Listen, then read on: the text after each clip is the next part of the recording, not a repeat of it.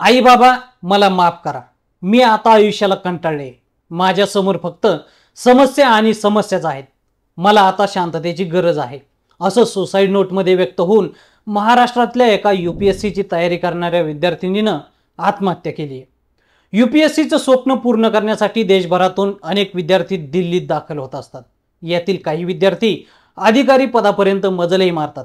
मात्र काही विद्यार्थ्यांच्या पदरी निराशाच पडते, तर अनेक विद्यार्थी आत्महत्येचं पाऊलही उचलतात. यूपीएससी परीक्षेत येत असलेलं अपयश आणि आर्थिक विवंचना यातून टोकाचं पाऊल उचललेली एक विद्यार्थिनी अंजली गणपत गोपनारायण. अंजलीनं तिच्या सुसाईड नोटमध्ये आई बाबा मला माफ करा असं लिहून आत्महत्या का केली आहे याची अनेक कारणं समोर येत आहेत. हीच कारणं आपण या व्हिडिओच्या माध्यमातून जाणून घेणार आहोत. अकोला जिल्ह्यातील गंगानगर भागात राहणाऱ्या अंजलीनं आपलं शिक्षण पूर्ण केल्यानंतर संधी अधिकारी होण्याचं स्वप्न मनाशी बाळगलं. तिनं ठरवलं होतं की दिल्ली गाठून यूपीएससी परीक्षेत पहिल्याच प्रयत्नात उत्तीर्ण होऊन संधी अधिकारी व्हायचं.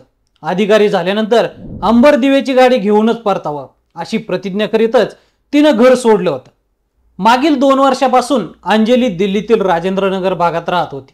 राजेंद्रनगर परिसरातील हॉस्टेलमध्ये तिचं वास्तव्य होतं. 2 वर्षापासून अंजली यूपीएससीची तयारी करत होती. पहिल्यांदा परीक्षा दिली, मात्र तिचं स्वप्न भंगलं.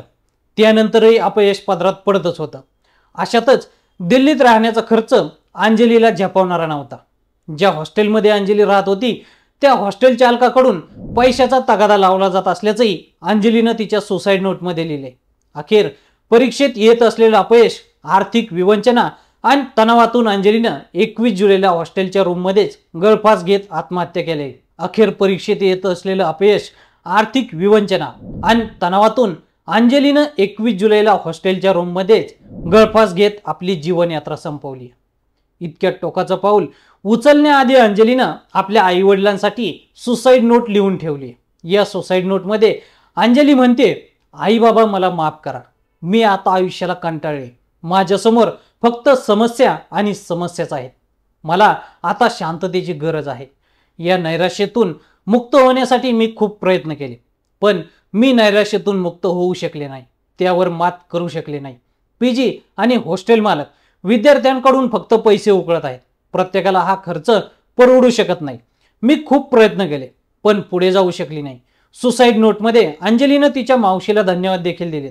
तिनं तिला नेहमी साथ दिली. सुसाईड नोटमध्ये एक स्माइली काढत तिने आत्महत्या हे कोणत्याही समस्येचं समाधान नाही, पीजी आणि हॉस्टेलचं भाडं कमी करावं, कारण अनेक विद्यार्थी हे ओझं सहन करू शकत नाहीत असंही म्हटलंय.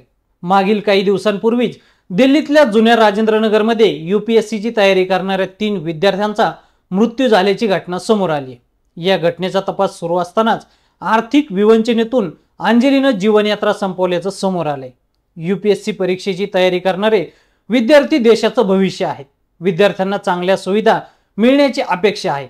मात्र दिल्लीत घडत असलेल्या अशा घटनाही दुर्दैवी आहेत. तर मंडळी, यूपीएससीची तयारी करणाऱ्या अंजलीबद्दल तुम्हाला काय वाटतं? कमेंट करून आम्हाला नक्की सांगा.